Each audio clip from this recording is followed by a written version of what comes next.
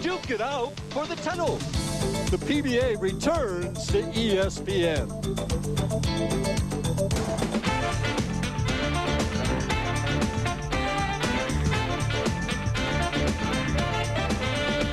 We're inside beautiful remodeled Bradley Bowl for the championship round finals of the Ebonite Challenge.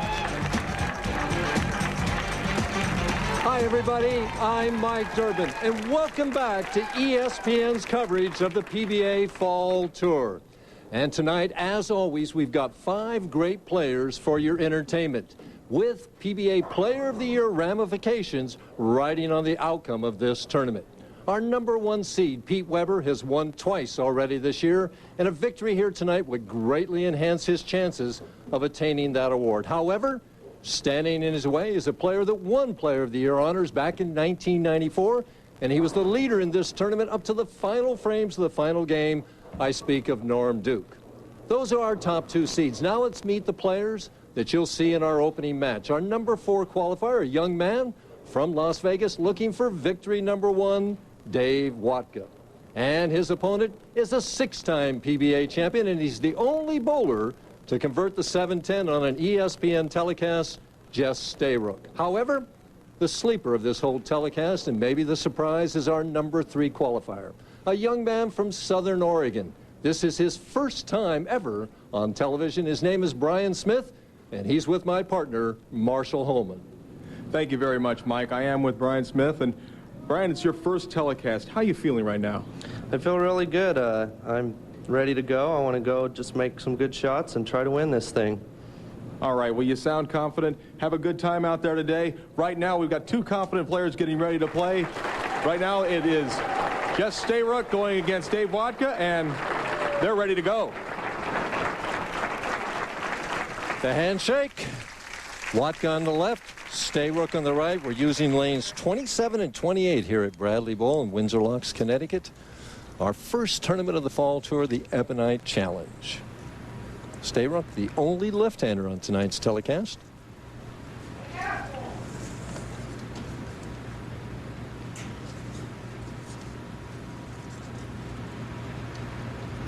Sends it out there. That's the way to start, Marshall.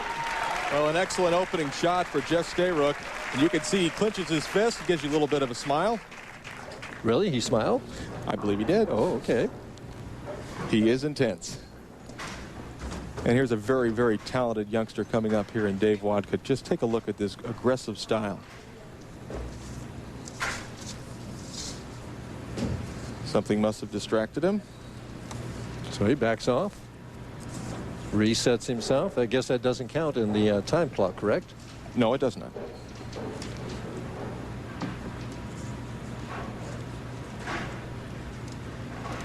"26 years of age, lets it go, and you can see the power on that shot, Mike. A lot of light hits will carry very, very good today with these strong players. As we mentioned, Dave is from Las Vegas. He's 26 years of age. His wife's name is Lori. He's finished second 6 times in PBA events, 5 times in a regional, once in a national event to Brian Voss last year in Portland. Well, he wants to get that first win, and his goals in bowling to be considered one of the best ever. Ooh, well, pretty lofty goal. Yes, it is.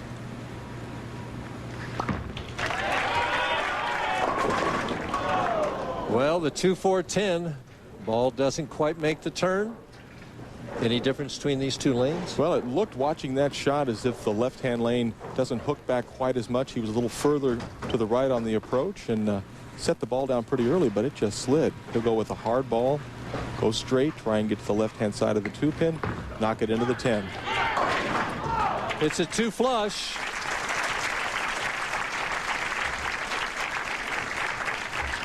Take a look at Dave Watka here in the first shot of this frame. Ball just never picks up a roll, slides, slides, slides, and leaves the 2-4-10. Big break early for Jess Stayrook.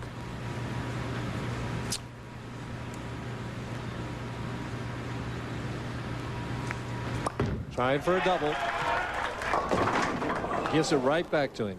Wow, you know, there's a situation where Jess really wants to just jump all over him after that break, and looks like after 2 frames, Jess will even be trailing by a little bit. We take a look at Jess Stayrook. Doesn't quite get the ball far enough out on the lane or far left enough on the lane. He knows it's hooking high and gets absolutely no break as he leaves the big 4. Well, he made the 7-10. Can he make the big 4? No. Very optimistically speaking, Mike, he takes the count. That's a smart thing to do, especially early in the match. So already down 2 pins early in the match. So Jess is from Tempe, Arizona. A little bit older than Dave. He's 38 years of age. His wife's name is Kathy.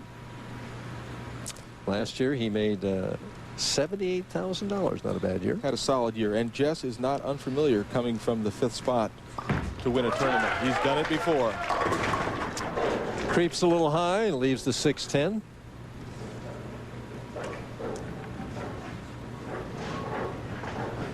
Bowlers all go through their routine, pick up that rosin bag, the towel, and looks a little bit indecisive right now, and when you leave the big 4, that'll do that to you. Indecisive between what? Well, he isn't quite sure exactly how he wants to throw the ball or where he needs to throw the ball to get it into the pocket, as he gets very, very lucky picking up the 6-10. Well, he was practicing on that 7-pin just in case it was there. Just in case. Fortunate to make the spare. Now Dave Watka with really new life after opening in the 2nd frame. You can see he had a great TV average of over 250 on this pair, Mike. Well, there were 3 of the players that had that kind of average. Watka had the big average. As he leaves the 2-4-5, so did Bryon Smith. And I believe Norm Duke. Norm Duke averaged 260 on this pair. I think he had a 300 game in the qualifying. Like I know that'll bump up the average a little bit, won't it? Yeah, that'll help it out a lot. 2-4-5. Once again, he'll switch to that harder ball and just throw it straight.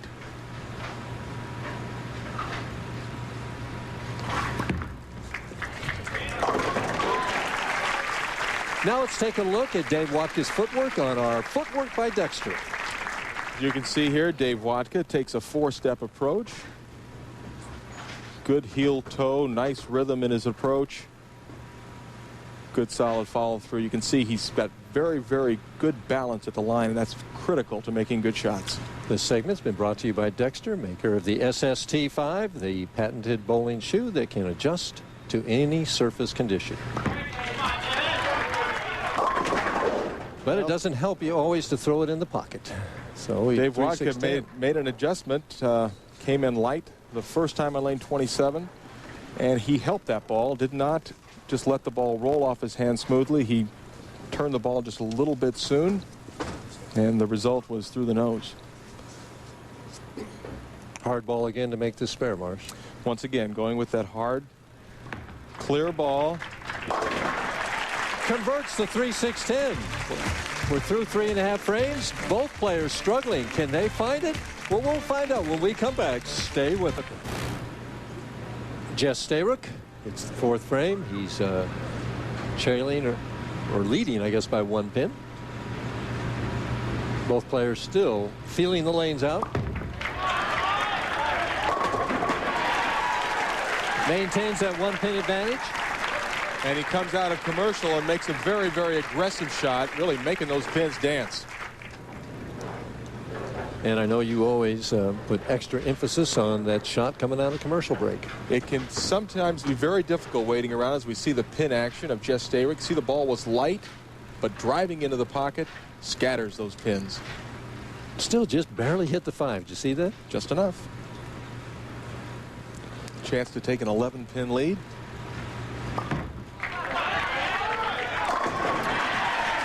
Looked pretty good there. Very aggressive shot. And a very satisfied Jess Stayrook. He knows he's bowling against an inexperienced player, and he wants to take advantage of that and get out to an early lead, put the pressure on Dave Watka.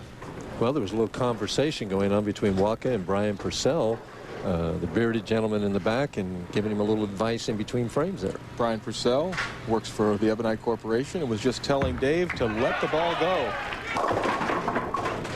Trust his swing, be aggressive. Those were the words of wisdom from Bryon Purcell to Dave Watka. Well, boy, I know you always preach that aggressiveness as you're going through the ball. Don't be tentative there.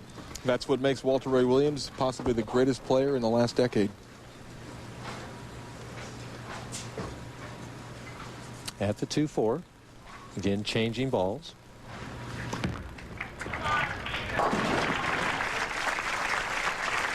And there's Lori Wodka. That's Dave's wife. They were recently married, July 13th. Pretty girl with a pretty smile. Right now, she's heart's beating, though, because her hubby is trailing by 13 pins. It's the 6th frame, our opening match here at the Ebonite Challenge in Windsor Locks, Connecticut. We're inside beautiful remodeled Bradley Bowl. And there's nothing that she can do except just root for her hubby.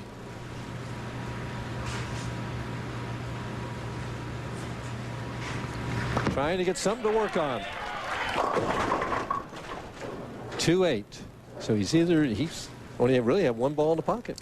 It looks to me as if he needs to make an adjustment, and I think the adjustment that needs to be made is he needs to get softer with his speed and move further left on the approach and try and open the lane up a little bit. When he goes hard and straight from the outer area, it seems to hang on him. So maybe if he moved left, he could get away from that hang spot. Doesn't change balls here to convert the 2-8. Why? He wants to have the ball driving in order to make that sleeper 8-pin. Perfectly covered. Gives a safe sign, but he's 15 pins behind with Stayrook working on a double. Does Jess have the advantage being the only left-hander on the telecast tonight? Well, if Jess finds a shot, and he certainly has looked good in the last couple of frames, it would not be out of the question for him to go right through the field. The shot won't change for Jess. He's the only lefty out there. Well, that looks softer. The 6, 7, 10. Still maybe just a little bit careful with his release. And really right now he puts Dave Watka right back into this match. Well, I think if he gets 9 out, it's going to be an even match. That's right. It'll be dead square if he gets 9. Now earlier he left the 6-10. And he made it. He would have made this the last time he shot the 6-10. He would have made the 6, 7, 10.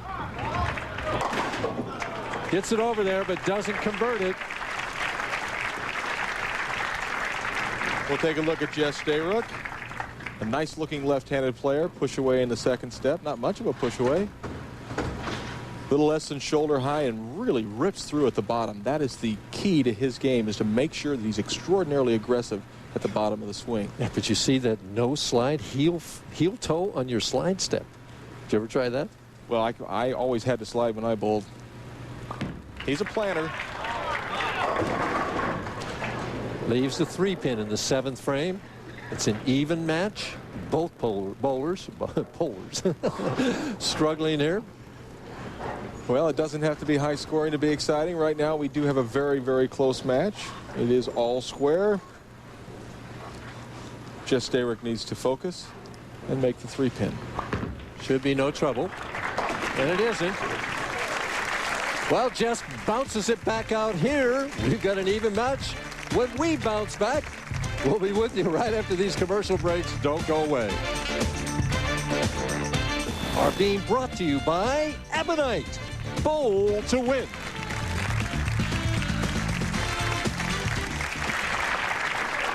Seventh frame, even match. Watka on a spare. Hasn't had a strike since the opening frame. And was given that match even back to him while he was sitting down with Jess Stayrook, leaving that split in the 6th. Looked like he did exactly what you said. Looks like he moved in a little bit, Mike, slowed the speed down, allowed the back ends to take the ball into the pocket, knocking down all the pins.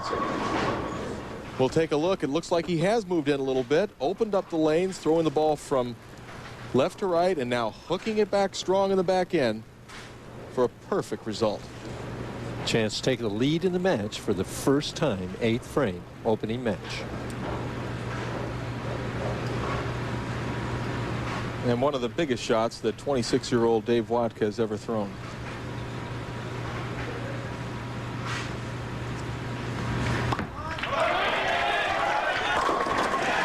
Threw it pretty well. Made 2 great shots in a row. Now he really puts the heat on the veteran Jess Stayrook. As you can see, Brian Purcell from Ebonite going, yeah, that's what I was telling you to do. He finally listened.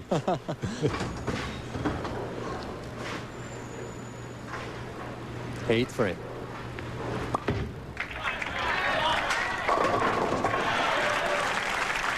I asked Jess why he feels he bowls better when he is angry. Well, I think it brings the best out of me.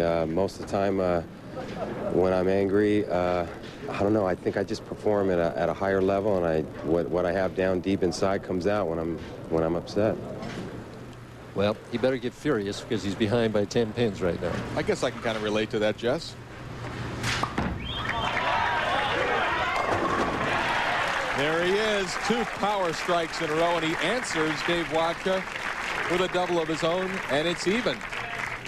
We'll take a look at this ball halfway down, Mike. Now watch it make the hard right turn, drive into the head, or drive the head pin to the sideboard, drive into that 5 pin, and a little reaction from Jess.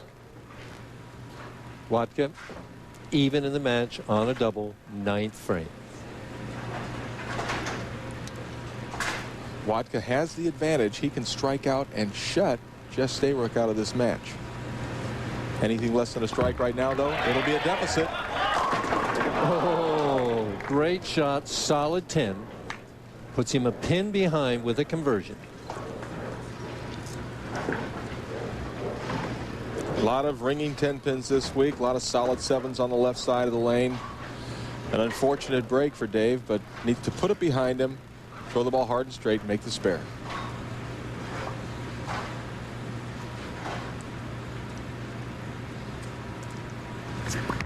At the 10 pin, he has it. Earlier in his life, he bowled a Pro-Am with Marshall Holman. I asked him about that. In 1977, my family was from Connecticut. I was 6 years old, and they brought me up here to Bradley Bowl to bowl the Pro-Am, and I got to bowl with Marshall Holman. And that was quite an experience. My mom has a picture of it, and she keeps it with her. You remember that, Marshall? Well, I remember. He has shown me the picture in the past, and I haven't changed that much from 77, but Dave's grown up a bit. Of course not. You haven't changed. You're just the same. Thank you. 10th frame, trailing by 1. Gets a pretty good break, almost knocks down the 8 pin. Interesting, he's had 1 strike on this left lane. He picked a finish. In fact, he's only hit the pocket 1 time. Yes, he did. He picked a finish in this lane. You'll see this shot. He did move in, but the ball will not make the climb back to the pocket. Fortunate to break down the 2-8, leave only the 8 pin. Still well within this match. Only trails by 2 pins. If he could make this spare and then strike, he'd still put a lot of pressure on Jess Stayrook. Trouble. And that is a rookie mistake, and my gosh, you just hate to see that. Right now, Jess is looking at the scoreboard. He wants to know what he needs. Not much. I think if he gets 9 on this first ball, that would do it. 9 to win. Our scorekeeper, Hall of Famer David Ozio, tells us. I think he can be trusted. Well, he's had 2 splits on this lane, Marshall. Still not over. Needs to get 9 pins. Needs to be aggressive again. And is that aggressive? How about that, Mike? That's scary. How'd you like to face that, huh? I think I'll just sit up here in the booth. He looks like he's ready to take on the WWF or something there. Huh? Well, I know that he wasn't the only one screaming on that shot. His wife, Kathy, a very animated person as well, and I'm sure she's thrilled to see Jess win this first match. Leaves the 7 pin on the second ball, but of little consequence, as he's going to be the winner of our opening match. And a very disheartened Dave Watka. You know, he may not have won the match even if he had made that 8 pin, but he knows he never should have missed that. That's just something you shouldn't do in that kind of a situation. At the 7 pin, Stayrook converts. Final score, 200 for Stayrook, 178 for Watka. When we come back, we'll take a look at our top finishers, Dave Arnold. And right behind him, the guy that's always there, the reigning IOF PBA Player of the Year, Walter Ray Williams Jr. Del Ballard Jr., a 12-time champion, starting to exhibit that old form. And Jason Couch, he won this event in 1993. A guy will be looking for his 3rd Rochester victory next week, Roger Bowker. And Doug Kent, he's a former ABC Masters champion. Steve Hoskins, former Rookie of the Year, looking for his 5th title. And Mike Albee, the only player to win all of bowling's majors. Justin Romick, he's a past U.S. Open champion. He continues his steady play. And Brian Goebel, one of the tour's most consistent players. Danny Wiseman, after struggling earlier this year, he finds his way to match play. And Brian Himmler, one of the tour's fast-rising young stars. Bob Learn Jr., he's Mr. 300. He's seeking his first title of 1997. And Tommy DeLutz Jr., he's a talented young player having his best year. Jack Jurek, he won this tournament back in 1995. And Jeff Lizzie, powerful player. He's always a threat. Mr. Ironman of the PBA, he has the record for the most consecutive tournaments bowled, Harry Sullins, and Brian Zeisig. He came in for Mark Roth, who withdrew because of a bad hand. Jeff Safino, a strong regional player who's starting to make his dent on the national tour. And our alternate, Jim Johnson Jr., he earned his first title earlier this year in Portland. In our opening match, Jess Stayrook defeated Dave Watka 200 to 178. He's going to move on to take on Bryon Smith right after these messages. Now, don't touch that clicker. Stay with us. Bryon Smith on the left, Jess Stayrook on the right, and already Bryon Smith has made a very intelligent decision, in my opinion, making Jess start the match because at least he gets a chance to settle down a little bit. Also, Jess had 2 splits on that right lane. Seems like a good play, and Jess is certainly, even though he won that match, he's not locked into this pair, and it's yet to be seen what Bryon Smith will do bowling in his first telecast. First of all, we've got Jess bowling on lane 27.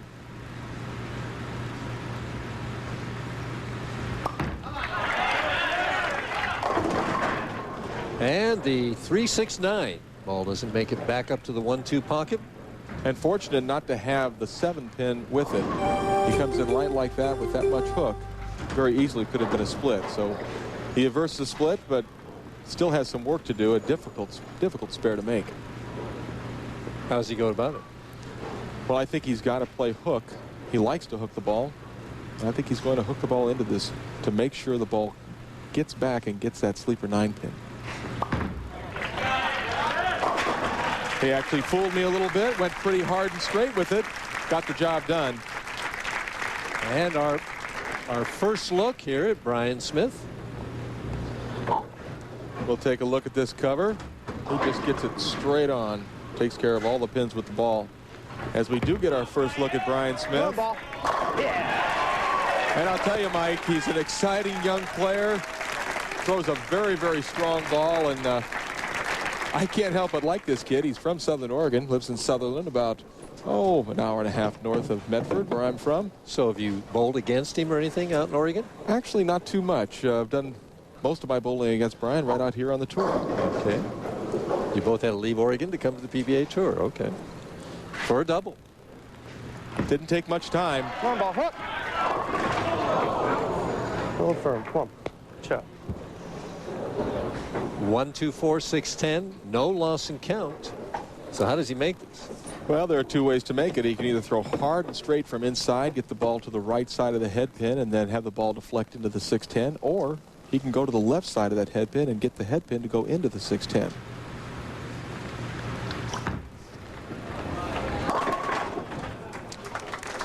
Open in the second frame.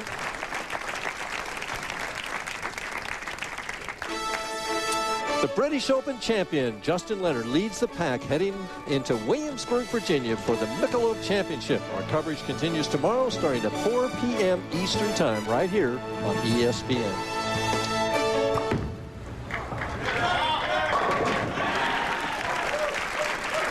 Stayrook starting to throw it better and better. He's getting more and more confidence, and it doesn't hurt Jess's confidence to have his opposition struggle a little bit. Well, 178. Most of the time, a professional bowler can beat that score. Yeah. Stayrook with a 14-pin lead has a chance to take a 24-pin lead, but has a little problem with the machine. The ball, here it comes. It was a little bit late coming back. Well, we probably got about 4 or 5 mechanics sitting on that pair of lanes back there, so you'd think they'd be able to get the ball returned quickly. Shouldn't take too much time at all. Jess trying for a quick double here on lane 27.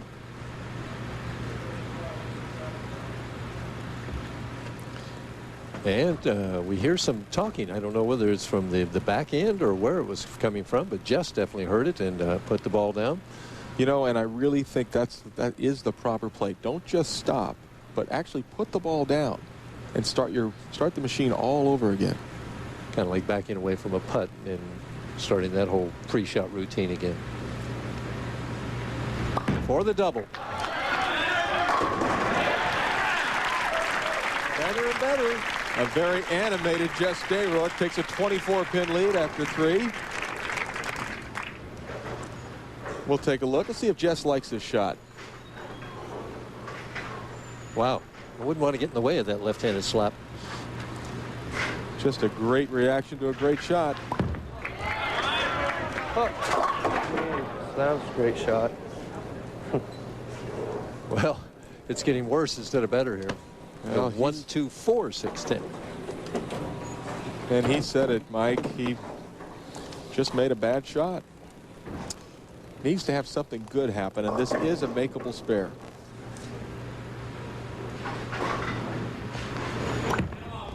Trying for the conversion, and nothing good happens. I asked Bryon if he was intimidated by all of these great players on the telecast.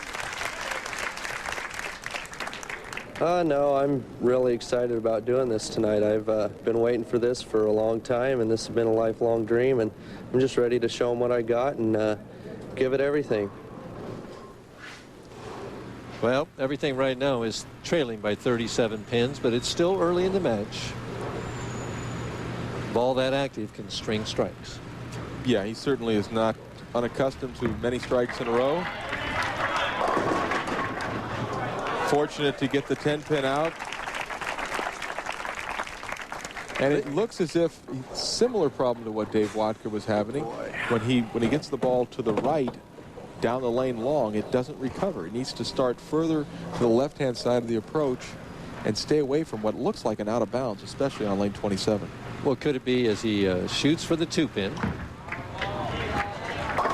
uses his strike ball? Could it be that the adrenaline surge that he's feeling is just making him throw it a little bit harder right now? That's also a possibility. You know, I said earlier that speed would be a key to Bryon Smith's game. I was telling you that during commercial, and he's playing what I consider to be kind of a touch shot. So it's something where he has to be very, very exacting, not so much with his direction, but with his speed.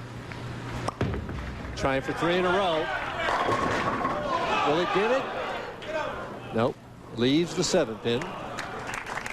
And a smile from Jess. Well, you know, Jess usually is a pretty happy-go-lucky guy, but he's seemed to, in the past year or two, change his mannerisms, has gone to being much more aggressive and much less of smiling Jess, more of gritting his teeth Jess. Well, he got him a victory last year in Wichita. Also a second-place finisher. Finish with the IOF Foresters in Mississauga, Ontario. I think I'm pronouncing that right. Had no problem with making that 7-pin for the people in Ontario. I hate to correct you, Mike, but that's Mississauga. Mississauga. Okay, well, I don't mind the correction at all. I appreciate that.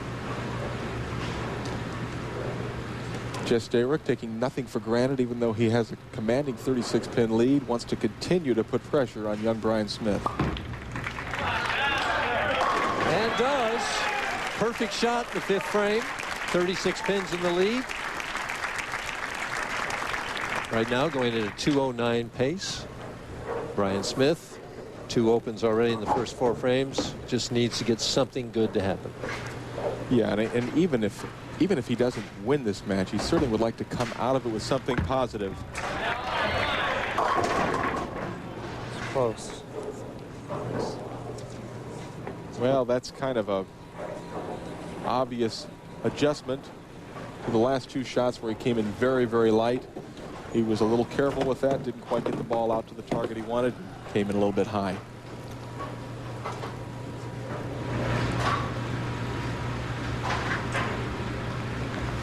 At the 6-10.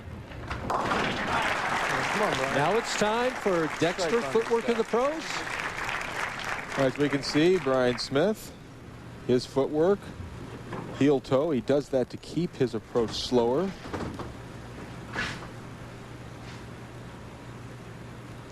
Take another look from head on at a beautiful approach with good balance.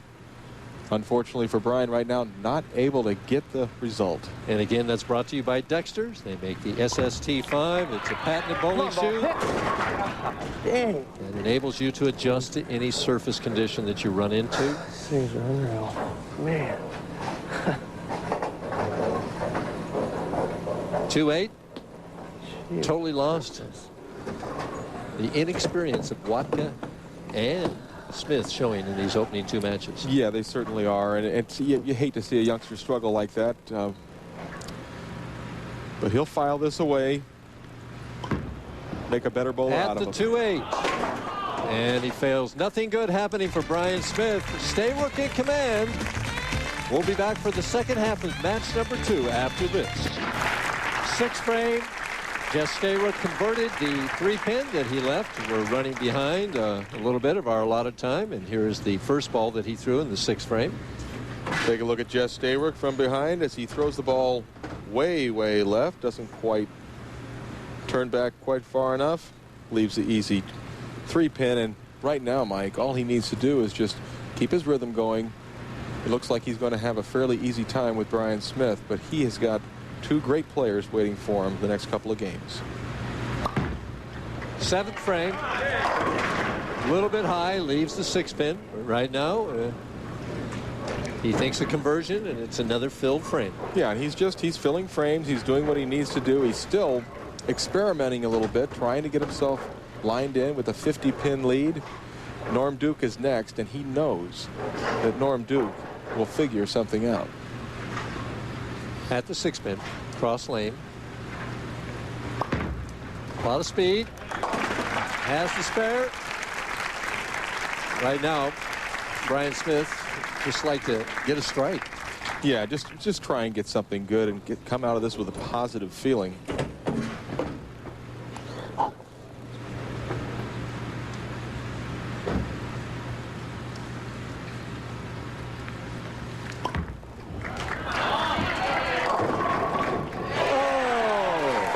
Something good as Mariah has something to smile about. Mike, she flew here all night to be with her husband. As we take another look at this shot, look how much he hooks the ball. Starts it well inside, throws it way to the right, and kind of tickled him over. Well, he moved deeper on that shot, right? Yes, he did. And I know Bryon's parents, Gordon and Charla, are back in Sutherland watching their son, and they're hurting for him right now. They're saying, come on, let's get this double.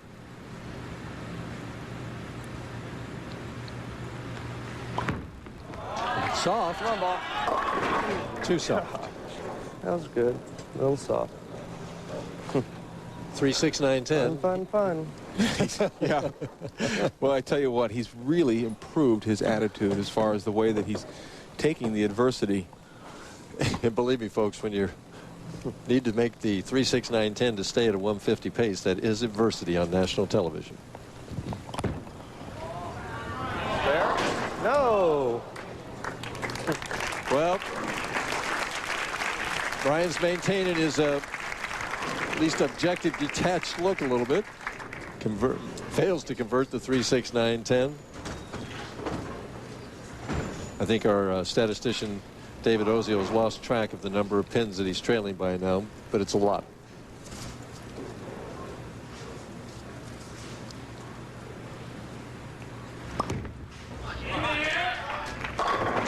Another 6-pin, the 8th frame for Jess Stayrook. Jess says that his golf game is starting to improve right now. He's not a bad striker of the ball. Well, as most of the players out here on the Pro Bowler Tour, a lot of avid golfers. A nice diversion from being inside the beautiful Bradley Bowl is going outside and hitting a few balls on the golf course. For some of his other hobbies are darts and pool. It's the conference semifinal. Defending MSL champion DC United continues their track back to the finals when they take on the New England Revolution in the best of 3 conference semifinals tonight at 10:30 Eastern time. That's on the Deuce.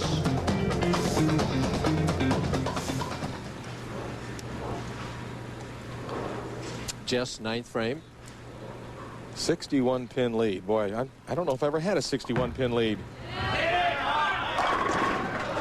I have, amazingly enough. I beat the great one by 112 pins one time. So would that be the great one Earl Anthony, or yes, the great one Walter Ray Williams? The great one Earl Anthony, yes.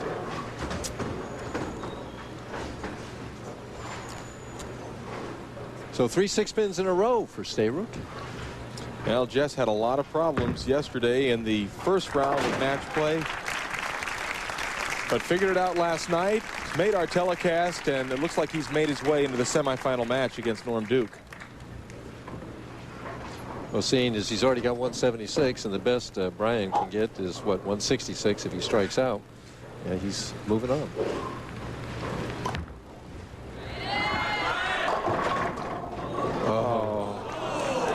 Oh, my goodness.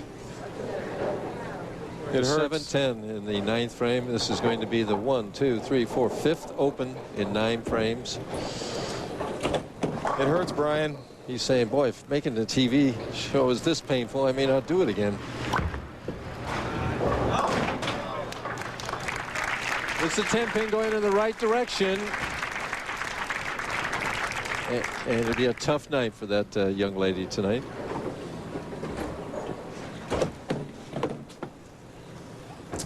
Well, he's going to get a lot of reassurance from his friends and his peers, but it will take a little while for him to shake this off. I think when he gets to Rochester next week, that's when he'll be able to forget about it. Leaves just the 2 pin. Right now, just trying to stay out of the way.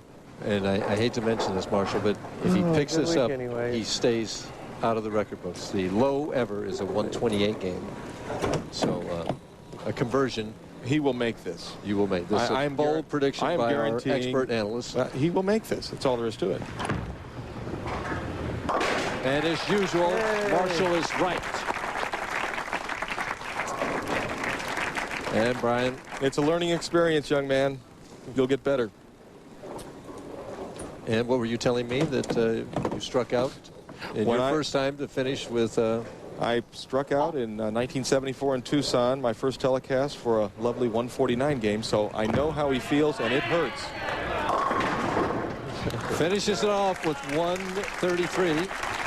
My first time was 160 some, so between the 3 of us, we didn't break 400 probably or something. Jess trying to finish off with a clean game. Interesting, he had 6 strikes last game, and he only has 3 this game, but he's clean.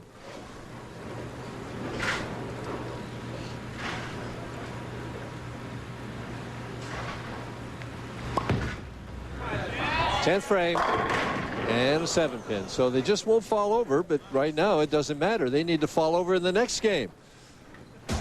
Our second match. Stayrook is a runaway winner over Smith. When we come back, we've got a special feature for you now. It's the Ebonite Challenge Sweepstakes. Stay tuned for that. Take a look at the Ebonite Challenge Sweepstakes.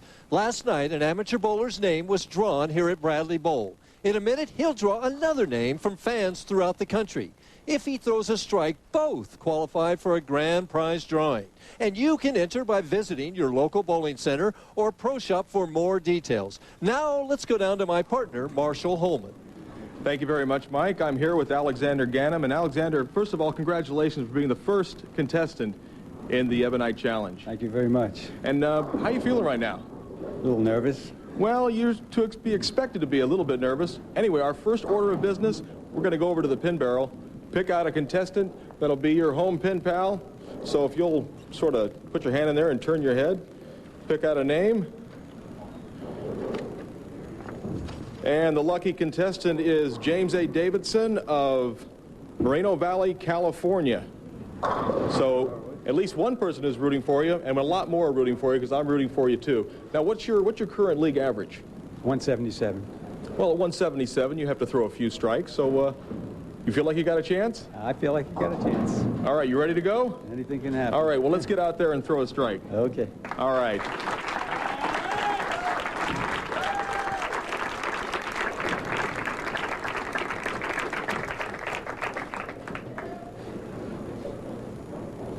It's a brand new Ebonite ball that he just had drilled for him.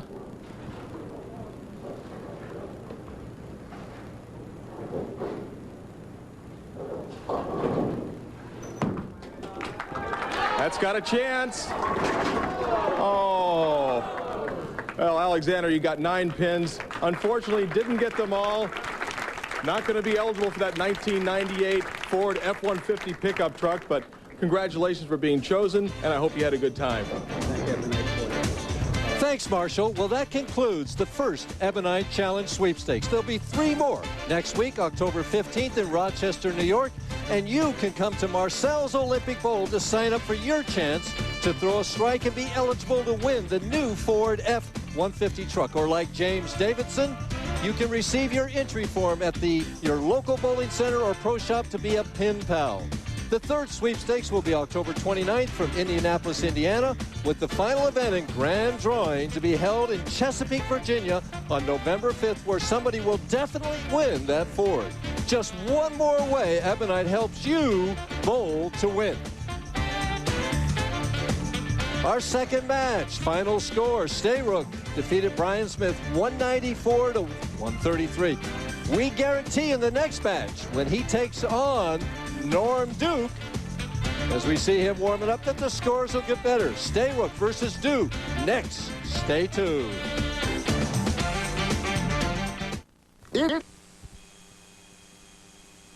His practice shots and getting the familiar Duke, Duke, Duke chant. Gives the handshake to Stayrook, who was warming up on lane 26 as the victorious player of the previous match can do. He can warm up on the adjacent lane. Keep himself loose. Well, Jess Stayrook just bowled against a couple of very inexperienced players. Now he goes against his first future Hall of Famer, Norm Duke. Yeah, definitely future Hall of Famer, right?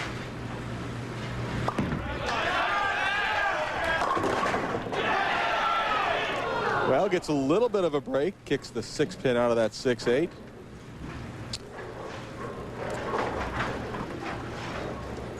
Nobody really taking command of the lanes in the first 3 games as Jess Stayrook gets ready to throw this hard and straight at the 8-pin. You can see Norm Duke already adjusting that thumb hole. Well, right now, Stayrook's opponents are averaging 155 at him, so you can almost guarantee that Duke will bowl more than 155.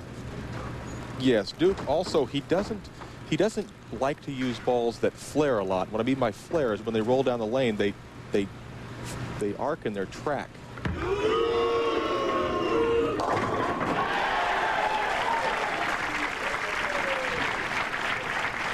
He's asking for a timeout for tape. A tape timeout, I think, is what is, if I can read lips of what he said.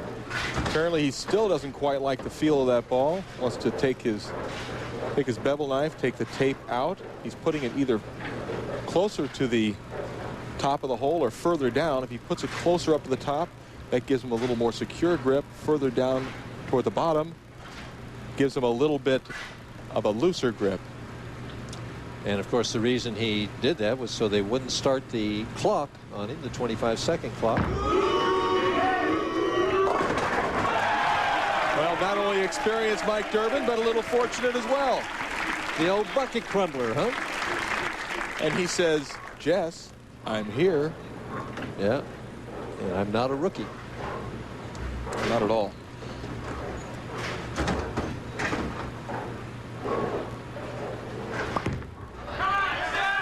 Stayrook pounds it in there.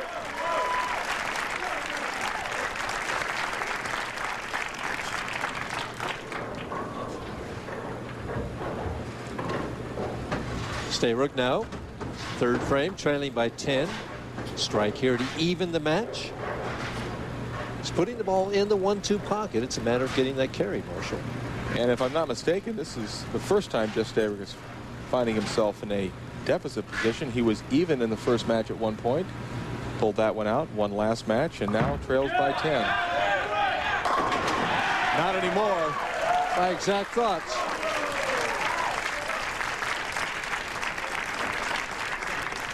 Take a look at this ball as it just screams back into the pocket. High flush, 10 in the pit, and a touch of animation. Just a touch. Wait till he really gets warmed up. Third frame, Duke, even in the match, working on 2 strikes.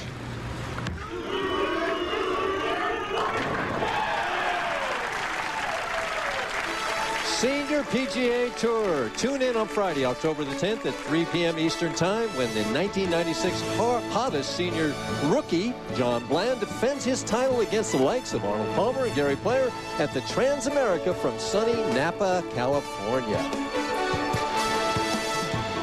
That Bland, kind of a wristy putter, but boy, can he hit it.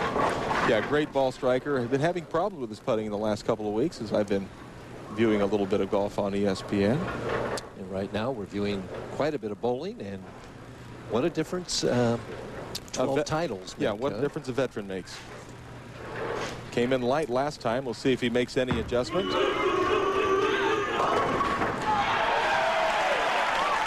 As we see Bill Supper, the Vice President of Sales for Ebonite International, as he approves of Norm Duke's proficiency. Take a look at the power of Norm Duke. He hits light in the pocket, just gets a little piece of that 5-pin and scatters down the 7. He's excited. Isn't it amazing how little of the 5-pin those balls get on those replays? Yeah, they're not throwing them hard to the wall, but they're getting enough of them. Just for 3 in a row. Looked like he just kind of missed the ball. What I mean by that is at the bottom of the swing, when the thumb comes out of the thumb hole and the fingers come up the back of the ball, he didn't quite get the revolutions off his hand, didn't get the good power off his fingers. Finger lift there, kind of a ooze shot. Yeah, just sort of slipped on him. 3-5. Difficult spare.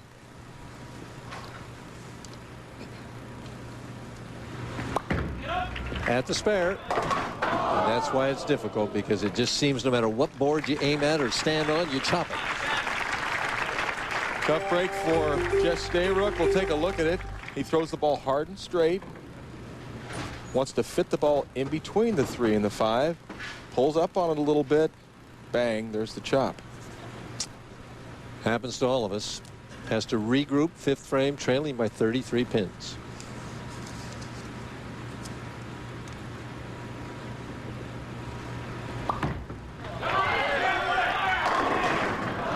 Much better shot this time, Mike, but still doesn't quite get them all down. Leaves a 6-pin. A little bit of frustration for Jess Stayrook, not only because of the open frame in the 4th, but all those strikes for Norm Duke. Should be an easy spare. Cross lane at the 6-pin and has it on the right. Duke steps up, 5th frame, leading by 34 pins. Norm Duke's bowling goals to win the Triple Crown, which I think he has a very good shot of doing, and be voted in the PBA Hall of Fame. That's a no-brainer. That's a lot. Ooh. 2-4-5-8, better known as the dinner bucket.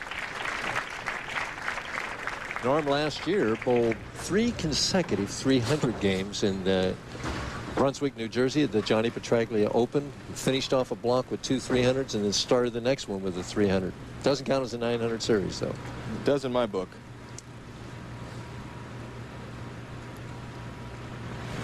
At the spare. And a great spare shooter, threw the ball very, very straight and direct.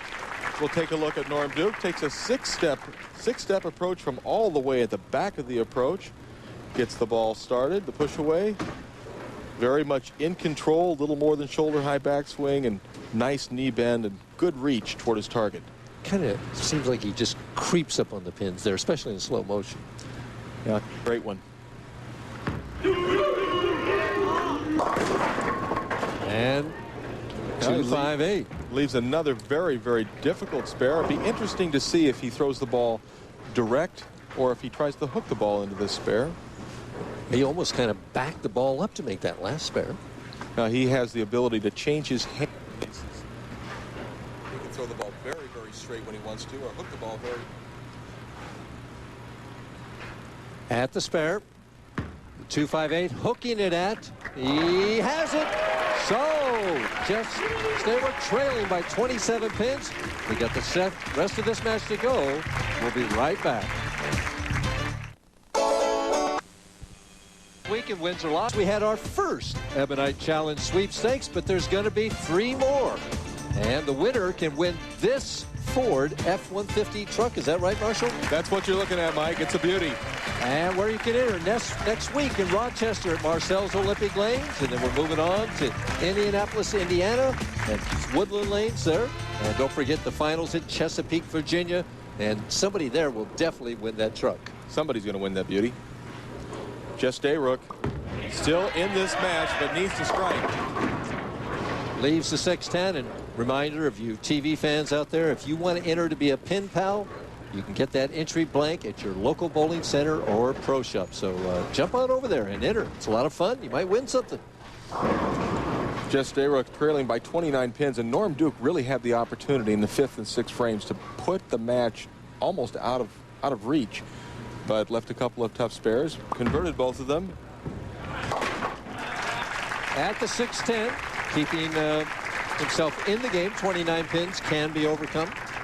Yes, he still has the opportunity to string together some strikes. If he were to strike 3 times, that would be 20 pins knocked off that 29 pins. So he needs to get a foundation for a double by getting the strike here in the 7th frame.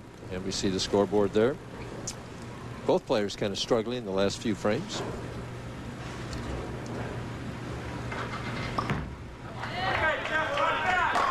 And Stayrook back in there.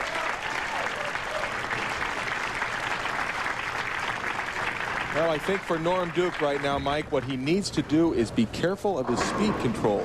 Got a little bit fast his last couple of shots, and the ball skidded down the lane and didn't get back to pocket. So I think this ball will be a little bit slower.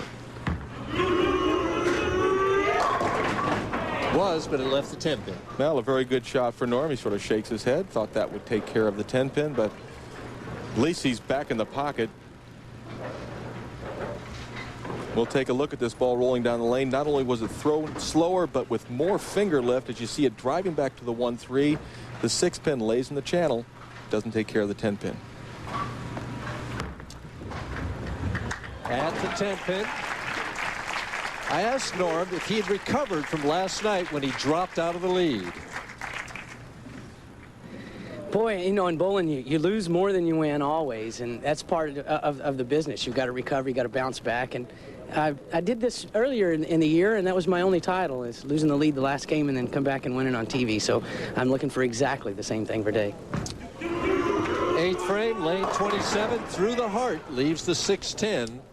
So he started with 4 strikes. He's trying to back it up now with 4 spares. If he converts this, he'll still lead by 26 pins. Now Duke working at a 220 pace. Right now, if Jess Stayrook could take it off the sheet in the 8th, 9th, 10th, 11th, he still has 234 possible. Jess knows he's not out of it yet. Backs it up at the 6-10.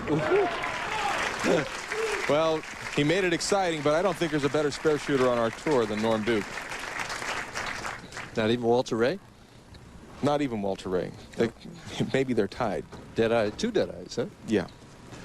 8th frame, big shot here, trailing by 26 pins. Taking just a little bit of extra time.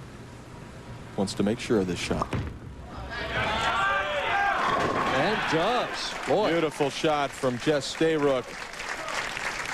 Down by only 16 pins now. Can strike in the 9th frame. Get it to 6. If we take a look at Jess, watch how he extends way through this ball. Great extension. Now here it comes. And it doesn't get any better. It doesn't have to be any better than that. Stayrook, 9th frame, can cut it to 6 pins and set up the 10th. And with a strike here, he can still keep 234 in the bank. Best Norm Duke can do is 240.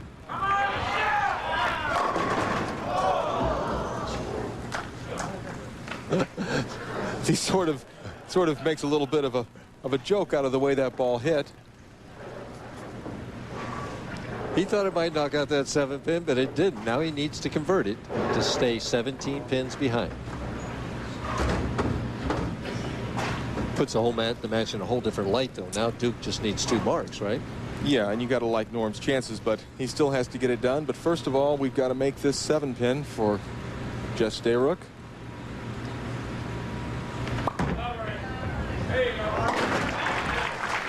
No problem. Back to Duke now. leading by 17 pins.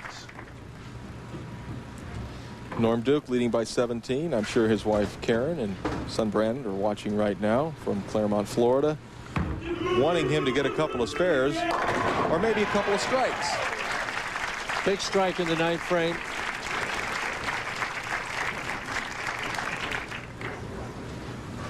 And there's our proprietor here at Bradley Bowl, Alice Jarvis. Makes everybody feel at home. PBA is in its 24th year coming to Bradley Bowl. And they really have done a beautiful job with the facility. They have upgraded the interior and the exterior of the center. Makes it a pleasure to be here. For the lockout. Does he need to make this? He needs to make this spare to lock out Jess Stayrook.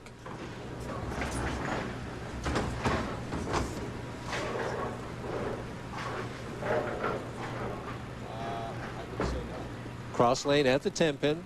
Clean game going to this point. Needs this to has it right there. Well, he didn't disappoint me. He's a great spare shooter. I think when he left that 10 pin, he was pleased with the shot. He knew it came off his hand pretty good. He's going to make that. Needs 4 pins, Marsh. Well, foregone conclusion? A foregone conclusion, and I think just needing 4 pins, he's going to try and stay loose for the next match. Just make a good shot. He knows he can get 4. And he gets 10. Yeah, Norm Duke shoots 220, and quite an improvement over the other right-handers bowling earlier this evening. And Stayrook, not a bad tournament. 3rd place finish here. Jess just finishing it out. Leaves another 7 pin.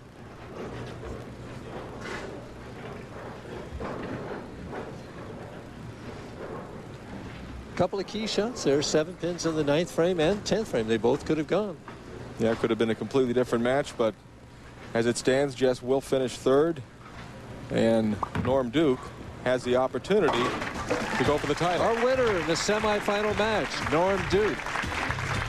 When we come back, we're going to take a look at championship frame right after this. 3 previous matches, and in the opening match, 10th frame, Watka had an 8-pin to keep himself in the match. Just needed to make it. Well, Mike, he needs to make this, and he lets the ball slip off his hand to the right. I think Jess Stayrook probably says, thanks, Dave. Dave's disappointed, as well he should be. So the final score of the opening match, Stayrook 200, Watka 178. Stayrook survived that opening match. He went on to take on kind of a very nervous Bryon Smith.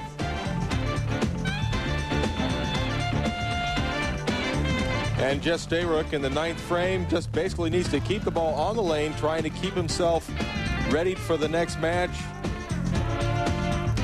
Makes a nice shot, leaves the 6-pin, but it was enough. It was enough for him to ensure victory, his 2nd in a row. This time 194 to 133 for Bryon Smith. He just assumed, forget that. However, in our semifinal match, Norm Duke needs this 10-pin in the 10th frame. And being the great spare shooter that he is, he goes to the left side of the approach, throws the ball hard and straight, and absolutely no problem, but he makes sure of it.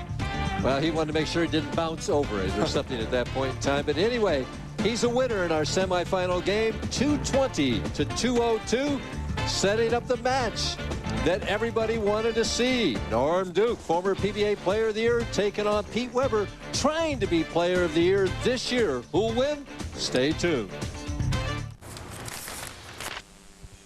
Capacity crowd at Bradley Bowl in Windsor Locks, Connecticut. Pete Weber, big match for Pete. 2 victories this year, 11 championship round appearances, an outstanding year, but he needs another victory, Marshall. Well, he needs a victory to make it 3-3 with Walter Ray Williams, and if he does win, he'll only be just a little over $2,000 behind Walter in money earnings. So, indeed, a very, very crucial match for Pete Weber. Leaves a 10-pin on the opening shot.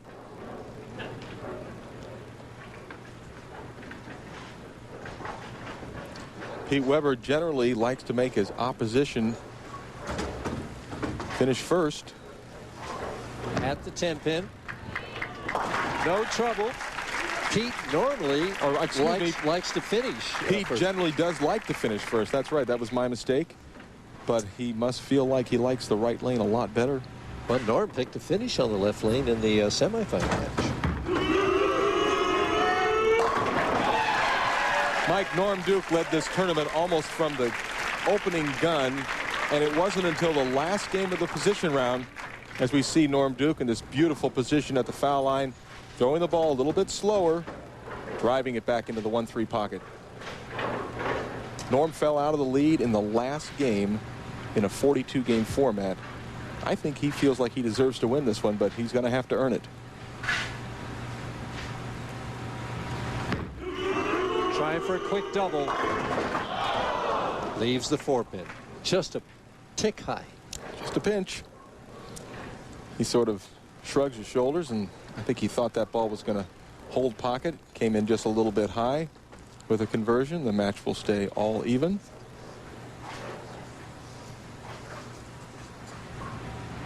Watch how straight he throws the ball at this 4-pin.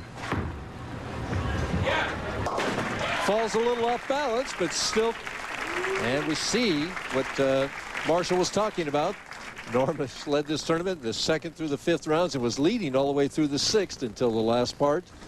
Weber, just a progression steadily upward. We'll take a look at Norm Duke as he falls off balance a little bit on the spare. No problem.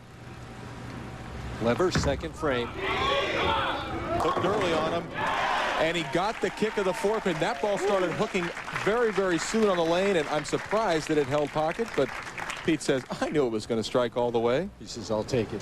And I'll take a look at make a move on the next one. Pete Weber in match play. He split with Norm Duke, but you see the 278 to 214.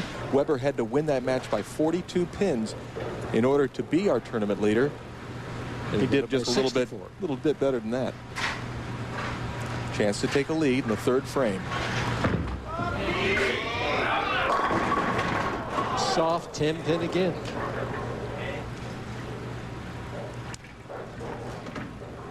What can he do about that? Well, he's either got to throw the ball even a little bit softer to get the ball full in the pocket, or make a little bit of a move to the right on the approach. Changes balls for the 10 pin. And another great spare shooter in Pete Weber.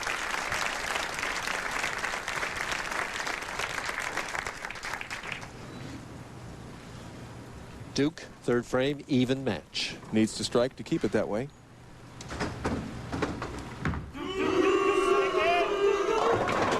And doesn't. Leaves the 2-5.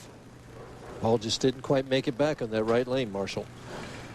No, and he's had problems on both lanes with the ball sliding a little bit going down. Maybe just a little too much speed. Maybe didn't quite catch the ball with his fingers during the release.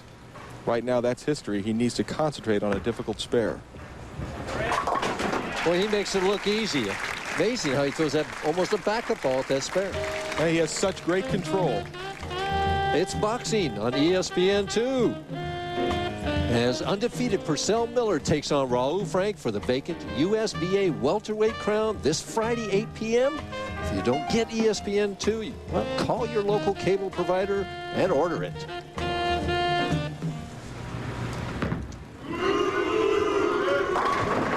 Well, the crowd yelling Duke, and he strikes in the 4th frame to maintain a 2-pin deficit. And really virtually the same shot he threw the last time in the left-hand lane, but he got the ball to hold pocket. Instead of it getting towards the 1-3 and continuing to drive through the pocket, it set up a little bit, got all 10.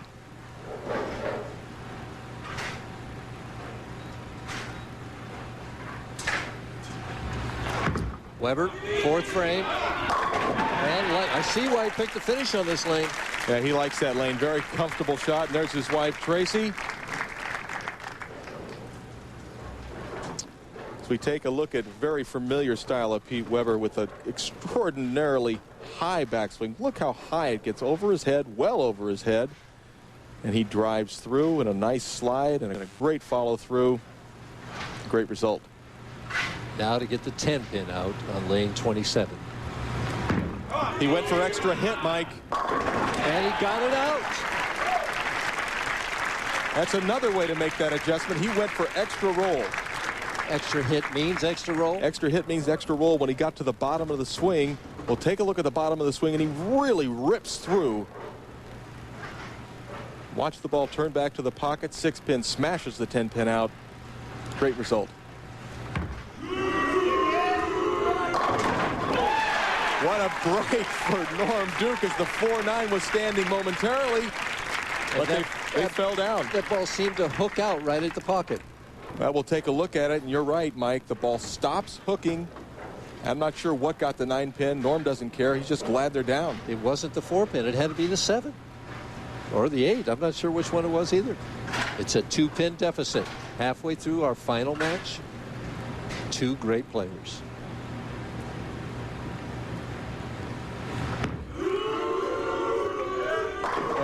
For the lead, and he gets the finish over there. And that's his best shot of the match right now. That ball didn't need to hook out. It was just lodged in the pocket all the way. He's now up by 8 pins. Well, Weber knew that it wouldn't be easy, and he'd have to earn it against a guy like this. I think this is a key shot right now. He's fallen behind for the first time in the match on his good lane. Very important to keep the momentum and to take that 8-pin deficit and put it back into a 2-pin advantage.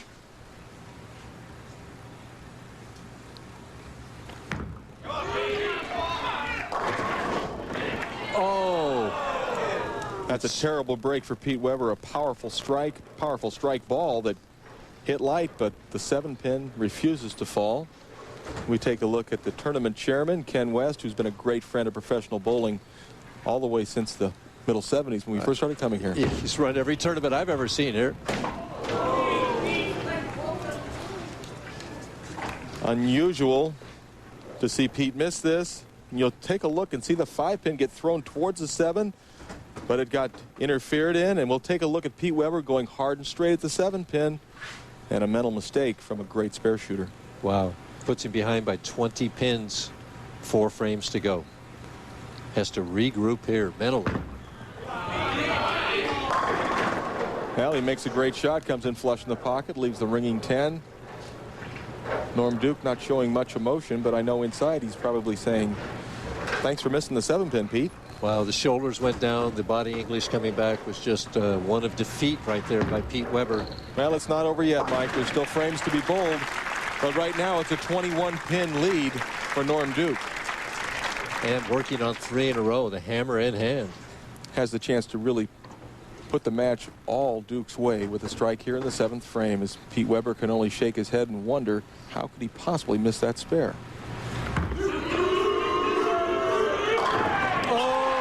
That was a shot that he got away with murder on that shot, Mike. That ball started to face up early. What I mean by that is it started to hook very soon. Watch this ball as it gets about 20 feet down the lane. It starts breaking now. And that's early, and he's going, oh, my God, what have I done? And it went from double pinochle to a strike. What a great break. 31 pins in front, 8th frame. Scoreboard tells the story. Now Pete Weber with a possible 227 game. Right now Norm working at a 228 pace. Up by 31 pins.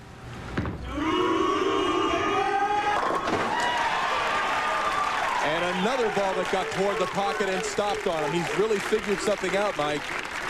Did you see that? Pete put his hand out for a little tap of his hand to Norm as he came back off of that. Good sportsmanship as we watch this ball. Looks high, but it stops.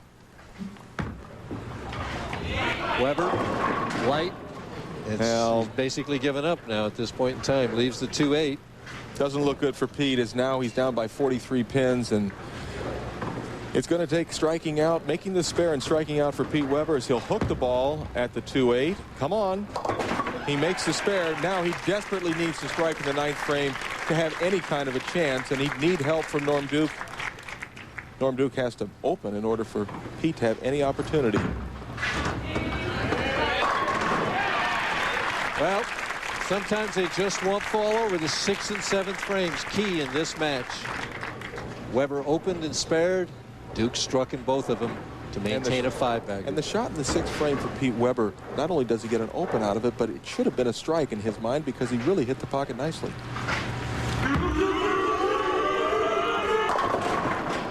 Yeah, he definitely figured out how to get the ball down the lane and have it hold pocket.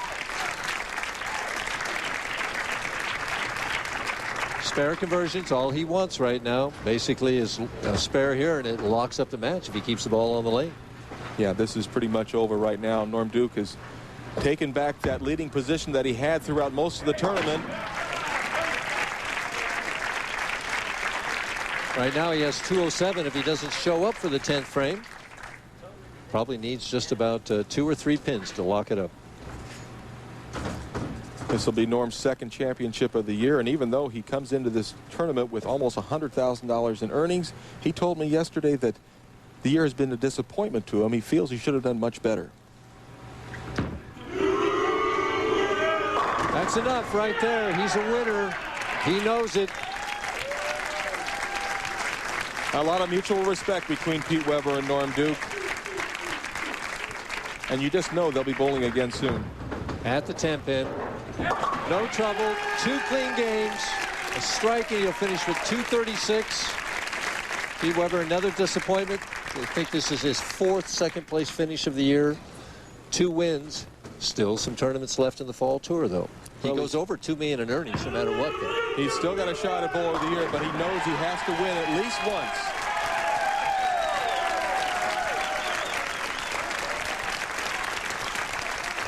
There you have it, the winner of the Ebonite Challenge in Windsor Locks, Norm Duke.